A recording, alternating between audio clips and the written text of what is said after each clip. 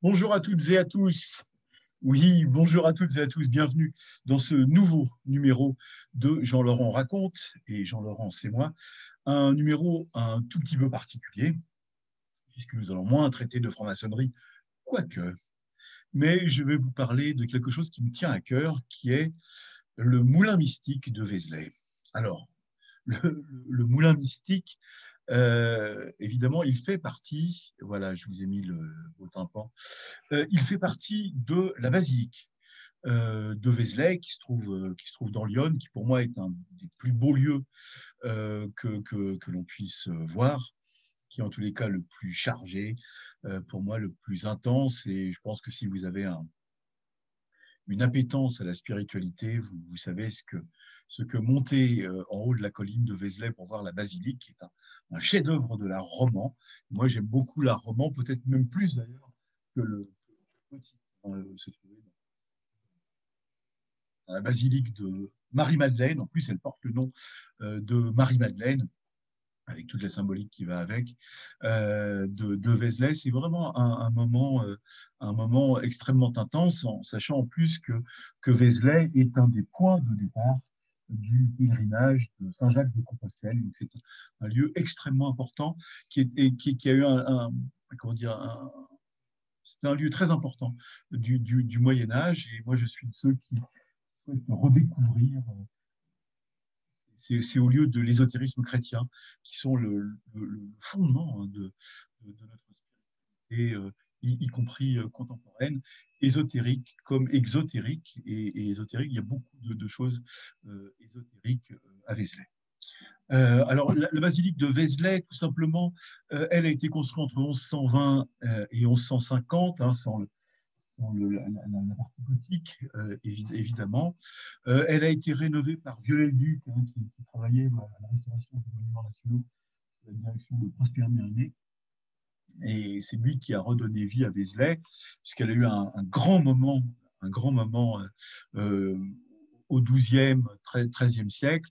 Et puis à partir du XIVe siècle, il y a eu, voilà, Vézelay a été un peu délaissé, puisque à Vézelay, c'était le lieu où il y avait soi-disant les parties, les dépouilles de Marie-Madeleine été cherchées, que les moines auraient été cherchés du côté des Saintes Maries de la Mer. Enfin, il y a plusieurs légendes et des ossements de Marie-Madeleine seraient arrivés à Vézelay. Et donc, c'est un grand lieu de pèlerinage jusqu'au XVe siècle où on a dit que c'était des fausses reliques, etc., etc. Enfin bon, et donc Vézelay est tombé en désuétude avant d'être relevé, je vais dire, par Viollet-le-Duc. Alors, on peut critiquer ou pas le travail qu'il a fait, mais je trouve que c'est splendide, ce lieu avec la cordelle en bas, voilà, les franciscains, la montée, il y a une très belle... il y a plein de choses, mais il y a une petite librairie ésotérique, c'est toujours là où j'achète mes pendules. Voilà, sur la côte de Vézelay, on parlera d'un autre personnage après, de plusieurs autres personnages.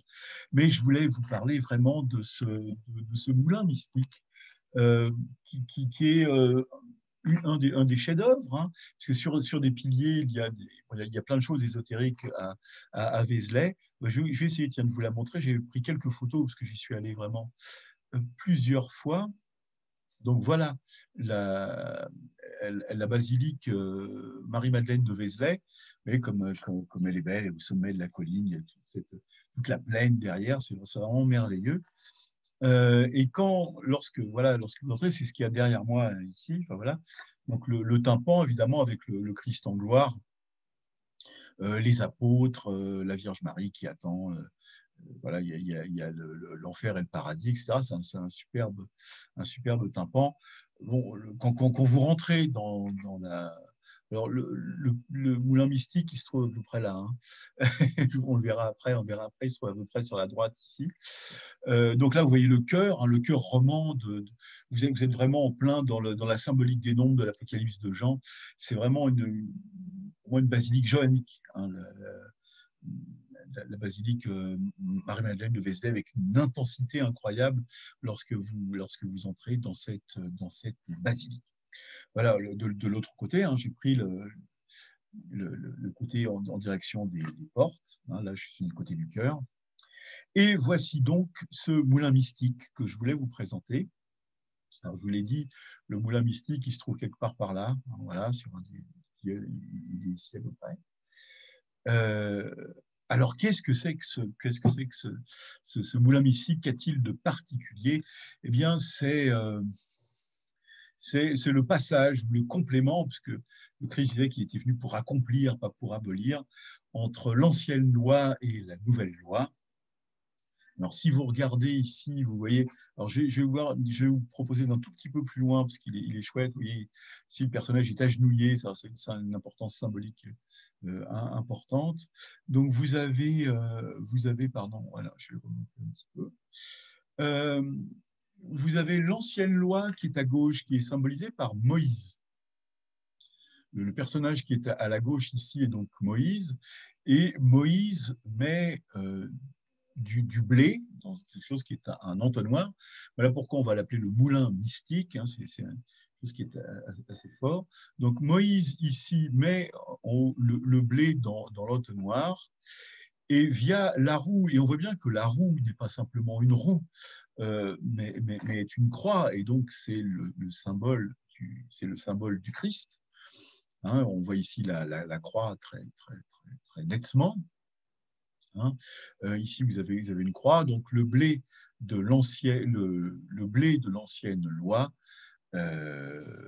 par transmuté, j'allais dire, par le corps du Christ ici, est récupéré en forme de farine.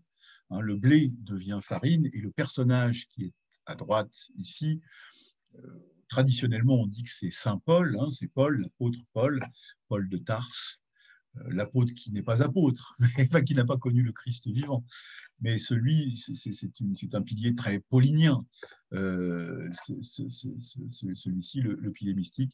Et donc, le blé déposé par Moïse, transformé par Jésus, devient une farine. Donc, l'ancienne loi, la nouvelle loi et le Christ qui transforme le blé en farine. Vous voyez tout à fait la symbolique, puisque évidemment, c'est avec cette farine, et il va falloir aller encore un tout petit peu plus loin. On ne va pas s'arrêter au pilier mystique. On voit bien ici la complémentarité entre l'ancienne loi, la nouvelle loi, le rôle central du Christ. Mais il va falloir aller plus loin, parce qu'on est à la fois, évidemment, l'ancienne loi et la nouvelle loi. On va aller plus loin pour transformer ensuite cette farine en pain, parce que, comme vous savez, enfin, vous vous rappelez cette parole de Jésus, je crois que c'est dans l'évangile de Jean, chapitre 6, verset 35, je crois. Moi, je suis le pain de vie, qui vient à moi n'aura jamais faim, qui croit en moi n'aura jamais soif.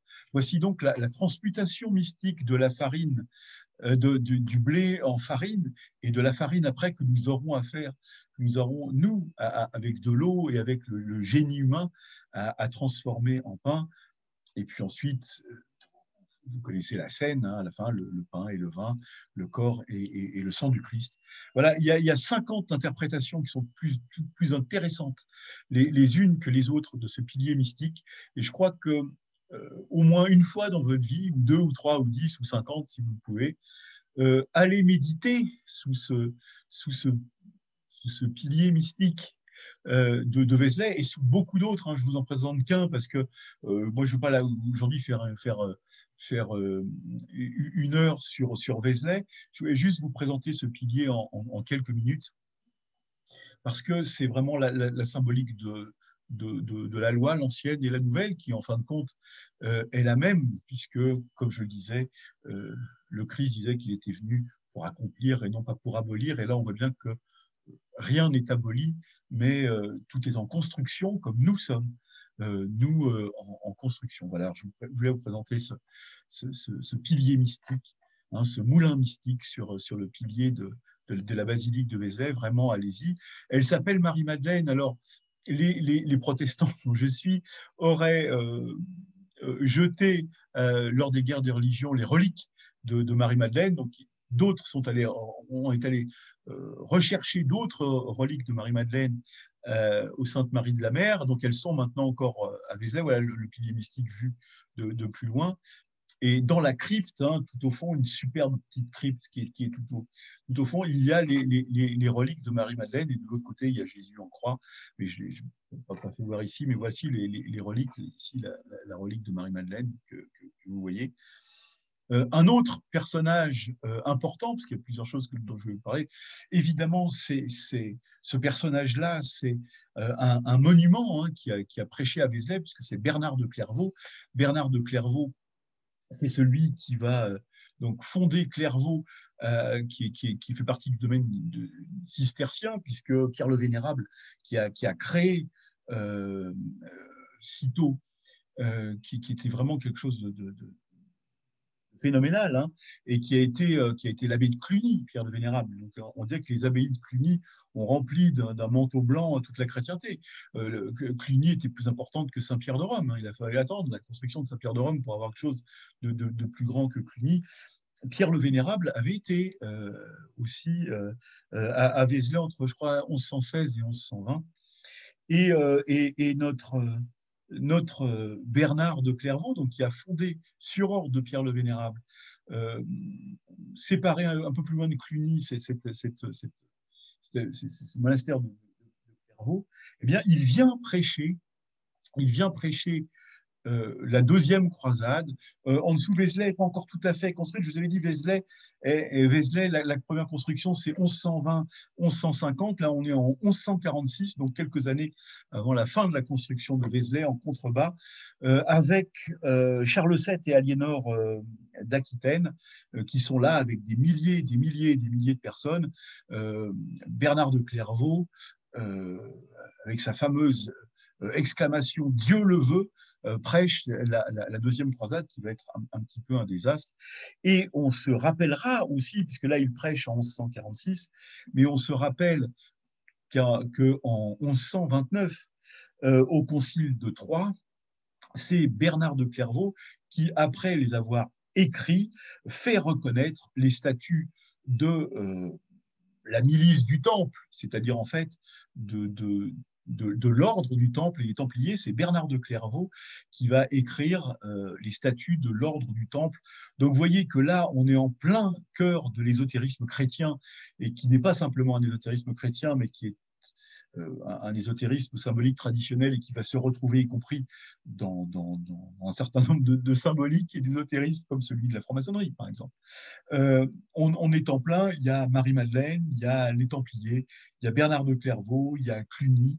Voilà, tout est réuni pour que ce soit un endroit extrêmement fort, et qui soit en plus un lieu de départ pour Compostelle. Je ne peux, évidemment, en tant que protestant, cacher sous silence que Vézelay a été le lieu de naissance de Théodore de Bèze, qui sera le successeur de Calvin à l'Académie de Genève. Voilà, et donc c'est aussi une ville extrêmement forte, protestante. Lors des guerres de religion, Vézelay sera repris par entre les catholiques et les protestants, avant évidemment la fin, la fin des guerres de religion.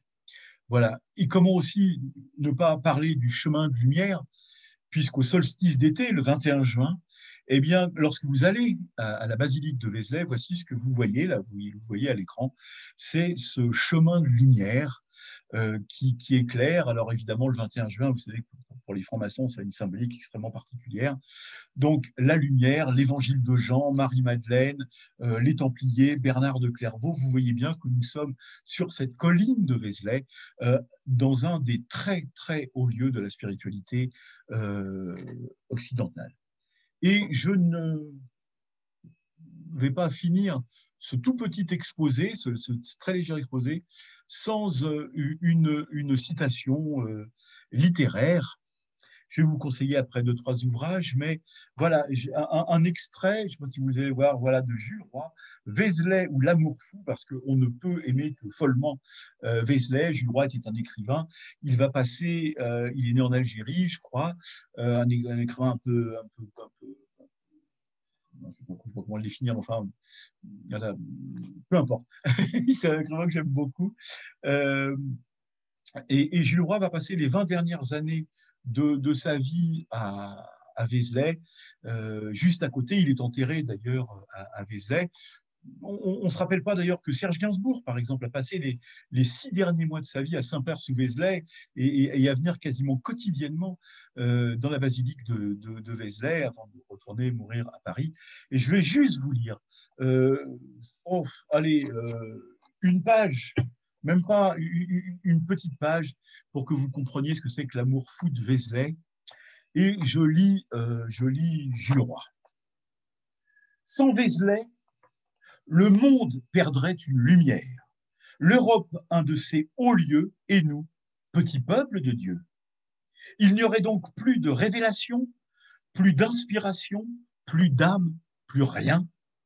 Notre province ne compterait plus que par Vauban, génial militaire, ou par Chessac, minuscule cordonnier d'Avalon, devenu à sa mort immense peintre loufoque, ou encore par des pots de moutarde, des fromages de chèvre, du vin blanc sec ou des sabots.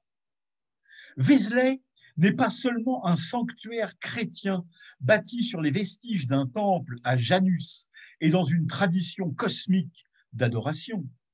Hissé bloc après bloc, à force de bras, de poulies et de treuils, sur des milliers de tonnes de pierre que les piliers et que les arcs soutiennent en un fragile équilibre, Vézelay a lutté contre 10 siècles en mesure de temps, 2 ou 3 fois contre le feu, et jaillit encore comme une énorme fleur minérale qui célèbre la résurrection, et cela seulement. Avec ces précieux restes que d'innombrables multitudes de chrétiens sont venus de toutes parts honorer, qu'elles ont voulu toucher aussi, comme on s'accroche à une bouée qui vous maintient à flot, vous sauve et vous tire de l'abîme, Vézelay est une affirmation.